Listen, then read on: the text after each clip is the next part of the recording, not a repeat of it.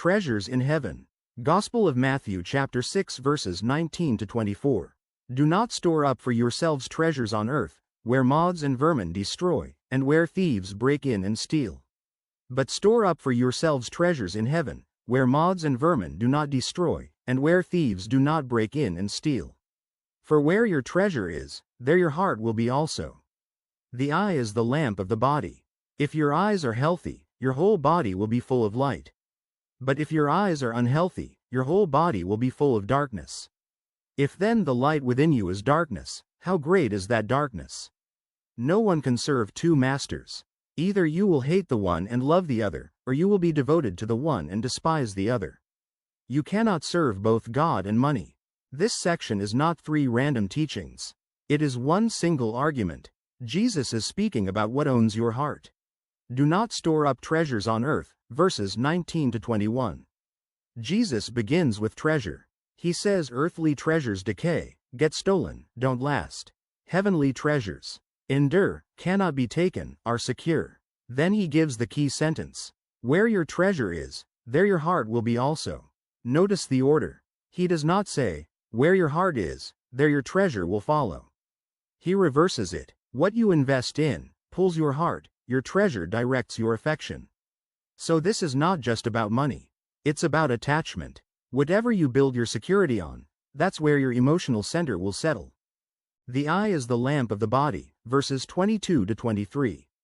Now this makes sense in context. The eye represents your inner focus, attention or perception, whatever you repeatedly look toward, admire, desire, fixate on, begins to define you. If your eye is healthy, clear, undivided, your whole life fills with light. If your eye is bad, greedy, envious, divided, your inner world darkens. In context, this is about how you look at wealth.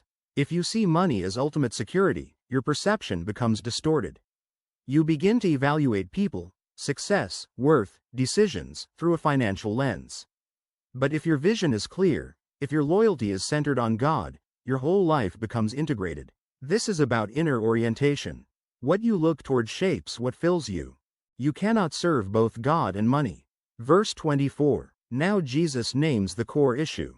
He says no one can serve two masters. You will hate one and love the other, or be devoted to one and despise the other. And then he says it plainly, you cannot serve both God and money. The word for money here, mammon, doesn't just mean cash. It means wealth as a master. Wealth as a system of trust. Wealth as identity and control. Money is not evil, but it is a powerful rival for trust. What is this section really about? This passage is about divided loyalty. It's about what do you trust most? What defines security for you? What governs your decisions? Treasure is what you value. Eye is how you see. Master is who you serve. All three are connected. Your treasure shapes your heart. Your focus shapes your inner condition. Your master shapes your life. Why is this so serious? Because money promises what only God can truly provide. Security, control, significance, protection. Jesus is saying if you try to split your trust, you will fracture internally. You can't live with two ultimate authorities. It will create anxiety, distortion, and inner darkness. And notice what comes immediately after this passage, do not worry. Anxiety flows from divided trust. The deep psychological thread. This section is about integration. If your treasure, vision, and allegiance align, your life is steady. If they conflict, you live in tension.